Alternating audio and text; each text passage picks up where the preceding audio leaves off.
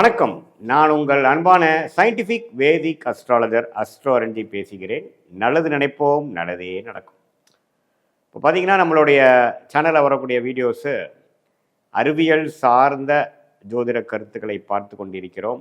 ஒரு கிரகமும் ஒரு இடத்துல இருக்கும் பொழுது உங்களுடைய ஜென்ம ஜாதகமாக இருந்தாலும் சரி, கோச்சார அடிப்படையிலான டிரான்சிட் அஸ்ட்ராலஜி என்று சொல்லப்படுகிற குரு பயிற்சி, சனி பயிற்சி, ராகு பயிற்சி என்று சொல்லப்படுகிற ஆண்டு கிரகத்தின் பயிற்சியாக இருந்தாலும் சரி, மாத கிரகம் என்று சொல்லப்படுகிற செவ்வாய், புதன், சூரியன், சுக்கிரன் போன்ற கிரகத்தின் பயிற்சியாக இருந்தாலும் சரி, எத்தகைய ஒரு தாக்கத்தை கர்ம பலனை ஒரு ராசிக்காரர்களுக்கு கொடுக்கிறது அப்படிங்கிறது நாம் சயின்டிஃபிக் வேதிக் அஸ்ட்ராலஜி முறையில் மிகைப்படுத்தாமல், மூட நம்பிக்கைகளே போகாமல் உள்ளது உள்ளவாறு பார்த்து கொண்டிருக்கிறோம். அந்த வகையில் இந்த வீடியோவில் ஜூன் மாதம் 2025 ஆண்டு எத்தகைய ஒரு பலாபலன்கள் நிறைந்ததான ஒரு மாதமாக மேஷ ராசிக்காரர்களுக்கு, ராசி மண்டலத்தின் காலப்புருஷ தத்துவத்தின் முதல் ராசியாக வருகிற மேஷ ராசிக்காரர்களுக்கு ஜூன் 2025 எத்தகைய ஒரு மாதமாக இருக்க போகுதுங்கிறது நம்ம பார்க்குறோம். அதுக்கு முன்னாடி சேனலில் ஃபஸ்ட் டைம் வரவங்க மறக்காமல் சப்ஸ்கிரைப் பண்ணுங்கள். ஸோ தட் தொடர்ந்து நம்மளுடைய வீடியோஸ்லாம் உங்களை அடையும். இப்போ பார்த்தீங்கன்னா, ஜூன் 2025 பிறக்கும் பொழுது மிகப்பெரிய 3 பயிற்சிகள் கடந்த ஒரு 2-3 மாதத்துக்குள்ளே முடிந்து தான் ஜூன் மாதமே பிறக்குதுங்கிறது நீங்கள் தெரிஞ்சுக்கணும். அதுதான் பார்த்தீங்கன்னா ஒரு மிக முக்கியமான ஒரு விஷயம். மே மாதத்தில் குரு பயிற்சி, ராகு கேது பயிற்சி நடந்து முடிவாயிற்று. மார்ச் 29ஆம் தேதி, அதாவது ஜூனுக்கு 2 மாதங்கள் முன்னாடியே சனி பயிற்சியும் முடிந்து மிக முக்கியமான 3 பயிற்சி முடிந்துதான் ஜூன் மாதம் பிறக்குதுங்கிறது நாம் தெரிந்து கொள்ள வேண்டும். அத்தகைய மாதம் மேஷ ராசிக்காரர்களுக்கு எப்படி இருக்குன்னு பார்க்கும் பொழுது, சனி பெயர்ந்து 7.5 நாட்டு சனி என்று சொல்லப்படுகிற விரய சனி, முதல் 2.5 வருடம் ஆகிய விரய சனியை ஸ்டார்ட் ஆகி மேஷ ராசிக்காரர்களுக்கு தொடங்கி போய்கொண்டிருக்கிறது கடந்த 2 மாதமாக.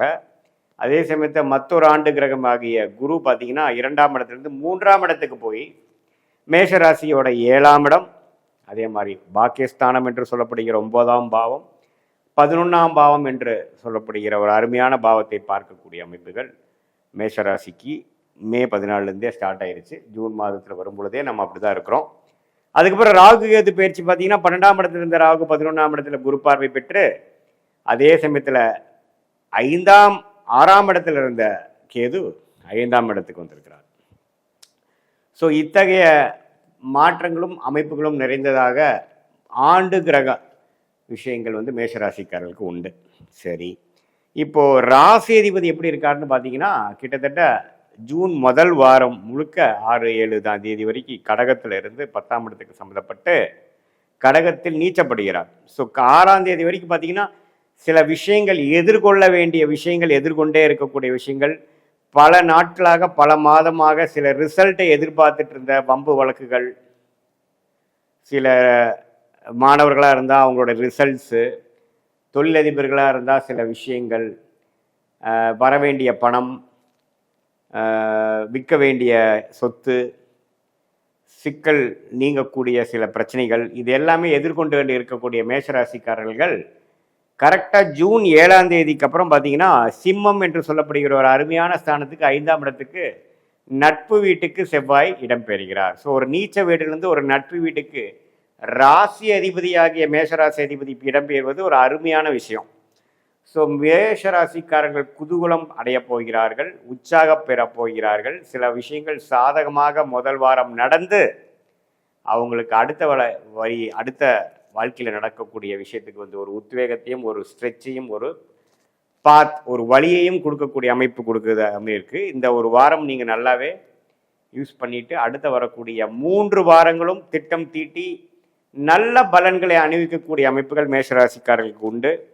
அதே சமயத்தில் சூரியன் பார்த்தீங்கன்னா 16ஆம் தேதி ராசி 2ஆம் இடத்துல இருக்கக்கூடிய சூரியன் 3ஆம் இடத்துக்கு போகிறார். போய் குருவோட சேர்றார். ஸோ குரு ஆல்ரெடி 3ஆம் இடத்துல மிதுனத்தில் இருக்கக்கூடிய இடத்துல போய் சூரியன்கிற 5ஆம் வீட்டதிபதி ராஜோகாதிபதி சேருவது மிகவும் அருமை. ஸோ ஒரு ராஜோகாதிபதியாகிய சூரியனும் ஒரு ராஜோகாதிபதியாகிய குருவும் ஒன்றாக சேர்ந்து 9ஆம் வீட்டுக்கு கனெக்ட் ஆகிறது ஒரு தர்ம கர்மாதி யோகத்தை கொடுக்கக்கூடிய அமைப்பு வருது. பாதி தர்ம கர்மாதி யோகம் வருகிறது. ஸோ நல்ல ஒரு யோகங்கள், பாக்கியங்கள், சொத்து பத்துகள், பூர்வீகத்தில் சில பிரச்சனைகள் தீர்வது, வரவேண்டிய சொத்துக்கள் வருவது, அரசு விஷயத்தில் லாபம் பெறுவது, சாதகமான அமைப்பு பெறுவது, அது மாதிரி ஒரு அருமையான பலன்கள் கொடுக்கக்கூடியது செகண்ட் ஹாஃப்லேருந்து வரக்கூடிய அமைப்புகள் உண்டுங்க. அதே சமயத்தில் செவ்வாய் பயிற்சி நல்லா இருக்குது, சூரிய பயிற்சி நல்லா இருக்குது. புதன் பார்த்தீங்கன்னா ஜூன் 7ஆம் தேதி 6ஆம் தேதிக்கு மேலே பார்த்தீங்கன்னா ரிஷபத்தில் இருக்கிறது வந்து 3ஆம் இடத்துக்கு இடம்பெயர்கிறார். 3ஆம் இடத்தை இடம்பெயர்ந்து குருவோட சேர்றார். ஸோ அதுவும் ஒரு அருமையான ஒரு விஷயங்கள். மாணவர்கள்லாம் பார்த்தீங்கன்னா ஜூன் மாதம் நல்ல ஒரு அவங்களுக்கு பிடிச்ச ஒரு படிப்பு ஜாயின் பண்ணுறது, நல்ல ஹையர் கோர்ஸ் ஜாயின் பண்ணுறது, அவங்களுக்கு ஏற்ற சில உயர் படிப்புகளை தேர்ந்தெடுத்து அதில் ஒரு நல்ல ஒரு அமைப்பு, நல்ல ஒரு கிளாரிட்டி, நல்ல ஒரு இன்ட்ரெஸ்ட்டு, அது மாதிரி விஷயங்கள் பெறுவது, காம்படேட்டிவ் எக்ஸாம்ஸ், கவர்மெண்ட் எக்ஸாம்ஸ் எழுதுகிறவங்களாம் நல்லா பெர்ஃபார்ம் பண்ணுறது. ஏன்னா புதன் பார்த்தீங்கன்னா ஆட்சி பலத்துக்கு போகிறார், திக்பலமும் பெறுகிறார் குருவின் சேர்க்கையால். ஸோ அதனால் அருமையான ஒரு அமைப்பு பெறக்கூடிய அமைப்பு இந்த சூரியனுக்கும் புதனுக்கும் குறிப்பாக ஒரு செகண்ட் ஹாஃப்லேருந்து நல்லாவே கிடைக்கிறார். அதுக்கப்புறம் 2025 ஜூன் 22ஆம் தேதிக்கு அப்புறம் பார்த்தீங்கன்னா புதனே பார்த்தீங்கன்னா கடகத்துக்கு வரார். ஸோ ஒரு மிடில் பீரியட் ஒரு 7ஆம் தேதியிலேருந்து 12ஆம் தேதி வரைக்கும் நல்ல ஒரு மேஜிக் நடக்கிற மாதிரி சில விஷயங்கள் நடக்கக்கூடியது இருக்குது. ஸோ மேஷராசிக்கு ஜூன் மாதம் பார்த்தீங்கன்னா பல விஷயங்கள் நன்மை கொடுக்கக்கூடிய விஷயங்கள், எதிர்பார்க்கக்கூடிய விஷயங்கள் நடந்து தீர்வது, பல மாதமாக வெயிட் பண்ணிட்டு இருந்த விஷயங்கள் கைக்கு வந்தது வாய்க்கு வரவில்லைங்கிறது சில நடக்குது. இல்லத்தரசிகளுக்கு பார்த்தீங்கன்னா சில விஷயங்கள் வந்து அதிருப்தியாக இருந்ததெல்லாம் குரு பயிற்சி ஆனதுலேருந்தே சில விஷயங்கள் குடும்பத்தில் சுபிக்ஷம், குடும்பத்தில் இடைஞ்சல் கொடுத்துட்டு இருந்தவங்க, பிரச்சனைகள் இருந்தவங்களாம் கொஞ்சம் விலகி, கொஞ்சம் கூட்டு குடும்பத்தில் பிரச்சனைகள் இருக்கிறவங்களாம் கொஞ்சம் தனி குடும்பத்துக்கு போய் அதில் கொஞ்சம் ஓரளவுக்கு அன்னோனியம் பெறுவது, இது எல்லாமே கொஞ்சம் பாசிட்டிவான விஷயங்கள் மேஷராசிக்காரர்கள் குறிப்பாக முதல் வாரத்துக்கு அப்புறம் வரக்கூடிய வாரங்களில் ஜூன் மாதத்தில் படிப்படியாக வயசு வித்தியாசம் இல்லாமல் மாணவர்களாக இருந்தாலும் சரி, இல்லத்தரசிகளாக இருந்தாலும் சரி, உத்தியோகத்தர்களாக இருந்தாலும் சரி, அல்லது இது மாதிரி காம்படிட்டிவ் எக்ஸாம்ஸ் எழுதக்கூடிய மிடில் ஏஜ் பீப்புளு, அதாவது கொஞ்சம் நெக்ஸ்ட் லெவல் ஆஃப் ப்ரொமோஷனுக்காக எதிர்பார்க்குறவங்க, ப்ரைவேட் செக்டார்லேருந்து கவர்மெண்ட் செக்டார் போகணுங்கிறவங்க, ப்ரொமோஷனுக்காக எக்ஸாம் எழுதுகிறவங்க, விசாக்காக எழுதுகிறவங்க, வெளிநாடு போகணுங்கிறதுக்காக சில எக்ஸாம்ஸ் எழுதுகிறவங்க, இவங்களுக்கு எல்லாமே வந்து ஒரு நல்ல ஒரு கிளாரிட்டியும் ஒரு உத்வேகமும் அந்த படிக்கக்கூடிய அமைப்புக்கு வேணுங்கிற நல்ல தகுதியும் கொடுக்கக்கூடிய அமைப்பு வந்து அந்த குருவால் சுபத்துவப்பட்ட திருட்பலம் பெறக்கூடிய சூரியன் புதனால் கிடைக்குதுங்க. அதே சமயத்தில் மாதத்தின் முதல் வாரமே செவ்வாய் வந்து சிம்மத்துக்கு போகிறது அருமை. ஸோ சிம்மத்தில் எப்பவுமே செவ்வாய் இருந்ததுன்னா நல்ல புரிதல், நல்ல கிளாரிட்டி கொடுக்கும் ஜாதகருக்கு. ஸோ செவ்வாய் யார் மேஷலக்கணத்துக்கு ராசி அதிபதியாக போனனால நல்லாவே ஒரு செயல்திறனோட செயல்படக்கூடிய அமைப்புகள் மேஷராசிக்காரர்களுக்கு நல்லாவே மாதத்தின் 2வது வாரத்திலேருந்தே கிடைக்குதுங்கிறது நாம் பார்த்தோம்.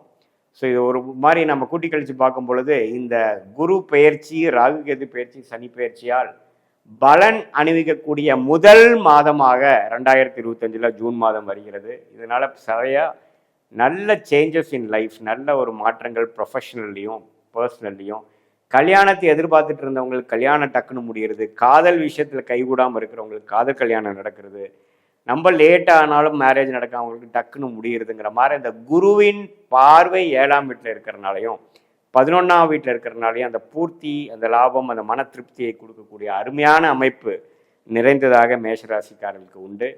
இது பொதுவான பலன்களை தவிர உங்களுடைய ஜென்ம ஜாதகத்தில் தசாபுக்திகள் எப்படி போய் கொண்டிருக்கிறது, உங்களுடைய லக்னம் என்ன, லக்னாதிபதி எப்படி, அதையெல்லாம் வைத்து பார்க்கும் பொழுது இந்த கோச்சார அமைப்பு நான் சொன்ன மாத பலனையும் மிக்ஸ் பண்ணி நம்ம பார்க்கும் பொழுது ஒரு துல்லியமான எதிர்காலம், அதாவது ஷார்ட் டேர்ம் அடுத்த 3-4 மாதங்கள் எப்படி இருக்க போகிறது, அடுத்த 1 வருடம் 2 வருடம் எப்படி இருக்க போகிறது, எது மாதிரி டைரக்ஷனில் வாழ்க்கை போக போகிறது, எந்த மாதிரி முடிவுகளை எந்த நேரத்தில் எடுக்கணும், எது எடுத்தாலும் நம்மளுடைய ஃபுல் பொட்டென்ஷியல் லைஃப்பில் எடுக்க முடியும், ரீச் பண்ண முடியுங்கிறத துல்லியமாக சயின்டிஃபிக் வேதிக் அஸ்ட்ராலஜி முறையில் எந்த விதத்திலையும் மிகைப்படுத்தாமல், பரிகாரங்கள் அது மாதிரி விஷயத்துக்கு போகாமல் உள்ளது உள்ளவாறு நம்ம பார்க்கலாங்கிறது நீங்கள் தெரிஞ்சுக்கலாம்.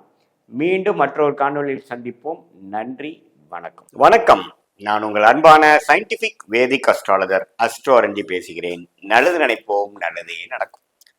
தொடர்ந்து நம்மளுடைய சேனலில் வரக்கூடிய வீடியோஸ்லாம் பார்த்துட்டு இருப்பீங்க நம்புறேன். அறிவியல் சார்ந்த ஜோதிட கருத்துக்கள் எந்த விதத்திலும் மிகைப்படுத்தாமல், பரிகாரங்கள், மூட நம்பிக்கைகள் அதெல்லாம் போகாமல், எப்படி நம்மளுடைய கர்மா போன ஜென்மத்தில் செய்த பாவ புண்ணியங்களுக்கு தகுந்த மாதிரி இந்த பிறவியில் நம்மளுடைய வாழ்க்கை சம்பவங்களாக சாதகமான சம்பவங்களாக சாதகமற்ற சம்பவங்களாக ஒளி தத்துவ பிரகாரம் நம்ம பிறக்கக்கூடிய ஜாதகத்தில் இருக்கக்கூடிய கிரகத்தின் திக்பலம், ஸ்தானபலம், திருக்பலம் போன்ற சில பலங்கள் சம்மந்தப்பட்டு நம்மளுடைய கர்ம பலன் நம்மளுடைய வாழ்க்கையில எப்படி செயல்படுகிறது, அது மூலமா நம்ம வாழ்க்கை எப்படி நடக்க போகிறது, பலாபலன்கள் எப்படி இருக்கிறது, இதை வைத்து நம்ம வாழ்க்கையில எப்படி நம்மளுடைய வாழ்க்கையை முன்னமே மேம்படுத்த முடியும், தேவையில்லாத விஷயத்துக்கு போகாமல் நம்மளுடைய கர்மாவின் அடிப்படையில் நம்ம போய் வாழ்க்கையை நம்ம அமைச்சு கொண்டவே ஆனால் எப்படி நம்ம வாழ்க்கையில வெற்றி பெற முடியுங்கிறது நம்மளுடைய வீடியோஸ்ல பார்த்துட்டு இருக்கோம்.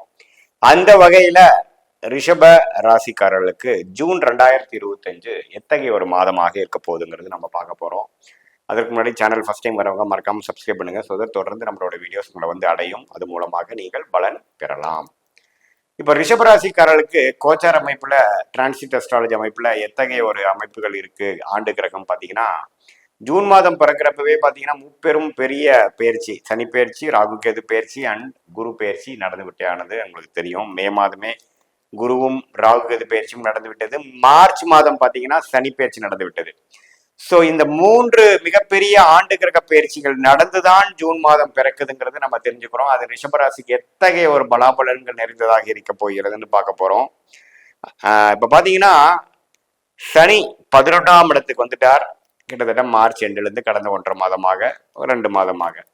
ஸோ நம்ம ஜூன் மாதம் பிறக்கும் பொழுதே சனி ஒரு சாதகமான நிலைமையில தான் இருக்கிறது. அதே சமயத்துல கடந்த 1 வருடமாக குரு இருந்த ராசிக்குள்ள இருந்தவர் 2ஆம் இடம் என்று சொல்லப்படுகிற அற்புதமான ஒரு இடத்துக்கு, தன குடும்ப வாக்குஸ்தானத்துக்கு இடம்பெறுகிறார். ஸோ ரிஷபராசிக்காரருக்கு அதுவும் ஒரு அருமையான விஷயம். பண விஷயத்துல, மற்ற விஷயத்துல எல்லாமே ஓரளவுக்கு நல்ல பலனை கொடுக்கக்கூடியது. சனியும் சாதகமான நிலையும், குருவும் சாதகமான நிலை இருக்கு. ராகு 11ஆம் இடத்துல இருந்து 11ஆம் இடத்துக்கு 10ஆம் இடத்துக்கு வந்திருக்கிறார். கேது பாத்தீங்கன்னா 5ஆம் இடத்துல இருந்து 4ஆம் இடத்துக்கு வந்திருக்கிறார். ஸோ இது என்ன மாதிரி ஒரு தாக்கத்தை கொடுக்கும்னா, வேலை தொழில் விஷயத்துல அதிகமான ஈடுபாடு, நிறைய எஃபோர்ட்ஸ் போடணும், அது இதுன்னு கொடுக்கும். ஸோ ஒரு விஷயத்துல பெனிஃபிட்ஸும் நிறைய இருக்குது, கேஷ் ஃப்ளோவும் நல்லா இருக்கு. அதே சமயத்துல வேலையும் நிறைய செய்ய வேண்டிய முயற்சிகளும் நிறைய இருக்கக்கூடிய அமைப்பு தான் ரிஷபராசிக்காரர்களுக்கு ஆண்டு கிரகத்தை வைத்து வரக்கூடிய அமைப்புகள் உண்டு. இப்போ மாத கிரகத்தை வச்சு பார்க்கும் பொழுது ராசி அதிபதி ஆகிய சுக்கிரனே பாத்தீங்கன்னா மேஷத்திலேயே பெரும்பாலான காலத்துல இருக்கிறார். கிட்டத்தட்ட பாத்தீங்கன்னா மாதம் முழுவதுமே மேஷத்திலிருந்து மாத கடைசி நாளாகிய ஜூன் 30ஆம் தேதி தான் ராசிக்குள்ள வருகிறார். ஸோ 12ஆம் வீட்டில் இருக்கக்கூடிய சுக்கிரன் 6ஆம் இடம் என்று சொல்லப்படுகிற துலாமை பார்த்து தன் வீட்டை தானே பார்க்கிறார். ஸோ இது எப்படி கொடுக்குன்னா, கொஞ்சம் டிராவலிங்கு, சில சுப செலவுகள், அது மாதிரி விஷயங்கள் கொடுக்கக்கூடிய அமைப்புகள் உண்டு.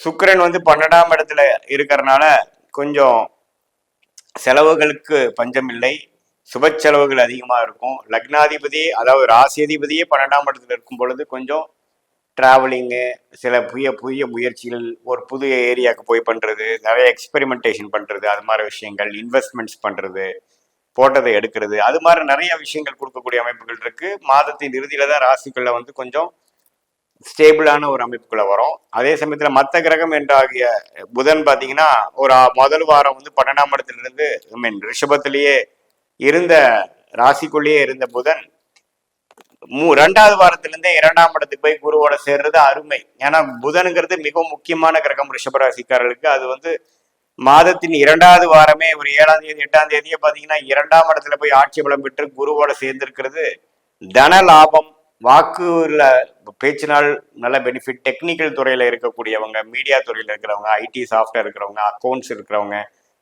ஜோதிட துறையில் இருக்கிறவங்களுக்குலாம் நல்ல மேன்மையை கொடுக்கக்கூடிய அமைப்பு மாதத்தின் 2வது வாரத்திலிருந்தே வரக்கூடிய அமைப்புகள் ரிஷபராசிக்காரர்களுக்கு புதன் குருவால் சேர்வதனால இருக்கு. அதே சமயத்துல ஜூன் 16ஆம் தேதி பாத்தீங்கன்னா மாதத்தின் செகண்ட் ஆஃப் ஸ்டார்டிங்ல சூரியன் என்று சொல்லப்படுகிற 4ஆம் வீட்டு அதிபதியும் 2ஆம் இடத்துக்கு போய் குருவோட சேர்ந்திருக்கிறது அற்புதம்.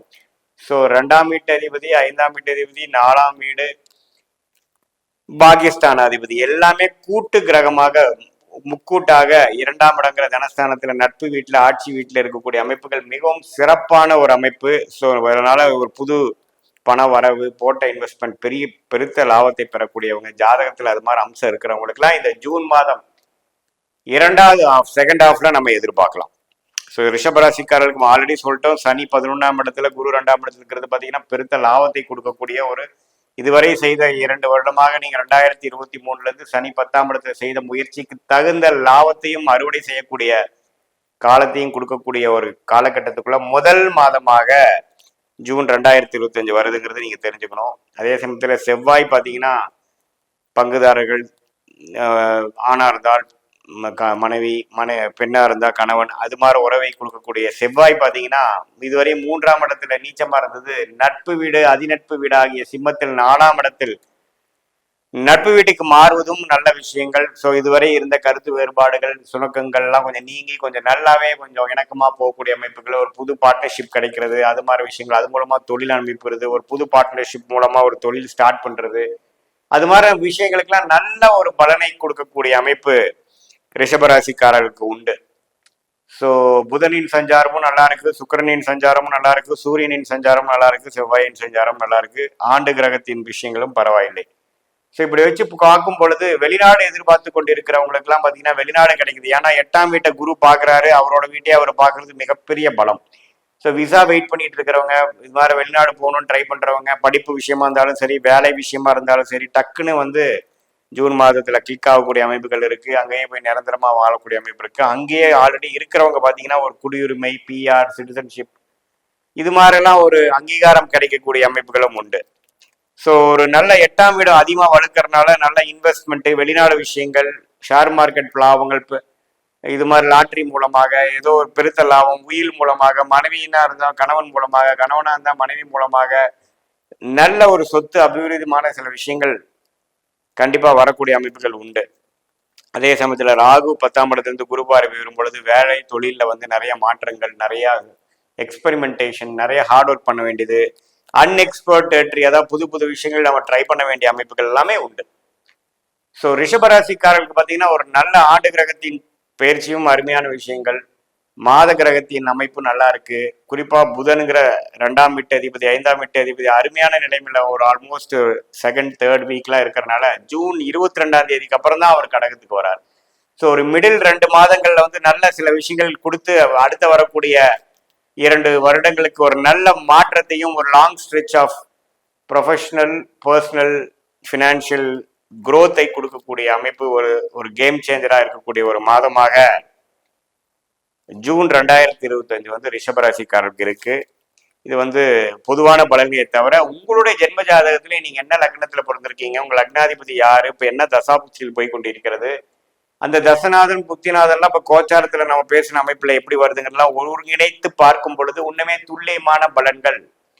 நான் சொன்ன நல்ல தசாபுத்தியில் போகும்பொழுது நான் சொன்ன சாதகமான பலன்கள் இன்னும் அதிகமாகவும், சுமாரான தசாபுத்தியில் போகும்போது சாதகமற்ற பலன்கள் அதிகமாகவும் இருக்குங்கிற மாதிரி நீங்க புரிஞ்சுக்கணும். உங்களுடைய ஷார்ட் டேர்ம் லாங் டேர்ம் எப்படி இருக்க போகுது, இதெல்லாம் ஒருங்கிணைத்து பார்க்கும் பொழுது தக்க முடிவுகளை நீங்க வந்து உங்கள் கர்மா பிரகாரம் எடுத்து உங்களுடைய ஃபுல் பொட்டன்ஷியல் வாழ்க்கையில ரீச் பண்ணக்கூடிய அமைப்புகள் கண்டிப்பா சயின்டிபிக் வேதிக் அஸ்ட்ராலஜி மூலமாக தக்க முடிவுகள் எடுத்து நம்ம பண்ணலாங்கிறது நீங்க தெரிஞ்சுக்கணும். நீங்க எந்த மாதிரி ஒரு காலகட்டத்துல போறீங்க, இன்னும் எவ்வளவு தூரம் இருக்கு, எந்த நேரத்துல எந்த முடிவு எடுக்கிறது நல்லதுங்கிறதெல்லாம் துல்லியமா நம்ம தெரிஞ்சுக்கலாம்.